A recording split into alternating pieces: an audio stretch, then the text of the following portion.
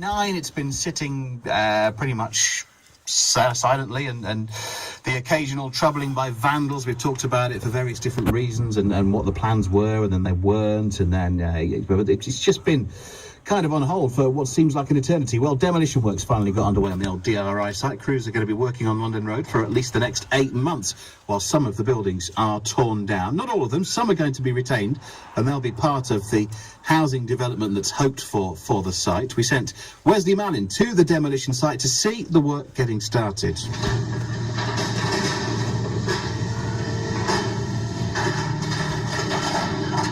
I'm joined by Scott Eyston, who's the site manager here at the DRI site, and as you can hear, demolition's going on in the background, timed perfectly to stop. Scott, how tricky is it to approach a problem like this when you've got a building which is mixed materials and which has been badly treated over the last few years? Well, I wouldn't say it's more tricky. It's more of a time-consuming side, because obviously what we'll do is we'll go inside the buildings first. We'll clear all the rubbish out.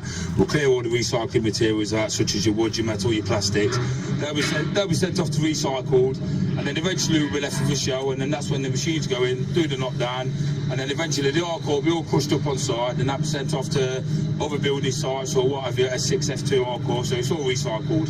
A lot of people, when they think of demolition, they think of explosives. They think of the iconic pictures of tower blocks coming down, and they think of wrecking balls. Yeah, well, if you go back a couple of decades ago, then that probably was the right answer for it. That's how it was. But obviously, at this time and age now, there's a lot of, like I said, there's a lot of recycling goes into it, and a lot of time and a lot of effort and a lot of thinking goes into it.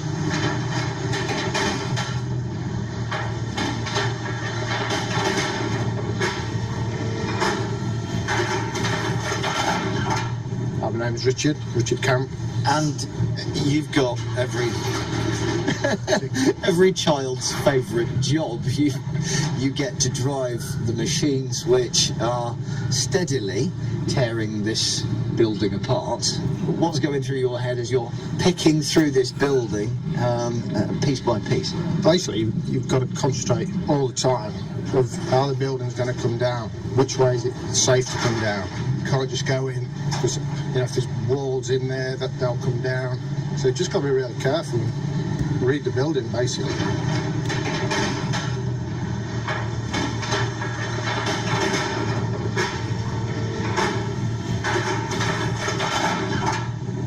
Meanwhile, as the wrecking continues, of course, all of this stuff doesn't get scooped up and buried in a hole.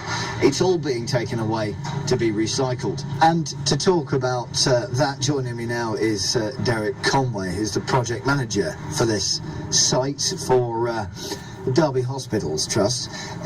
Derek, how important is it that the materials taken off of this site are taken away and recycled? Because that's part of the contract, isn't it, with the people who are levelling this site for you?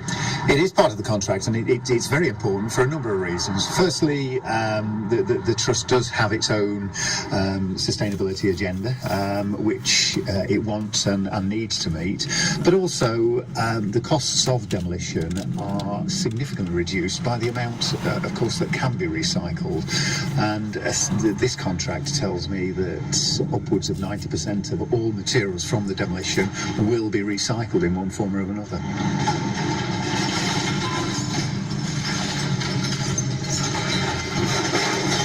I had a feeling I'd seen this. I was just searching while we were listening to Wesley there, and there's an old newspaper article I found online from about a year ago, actually, of some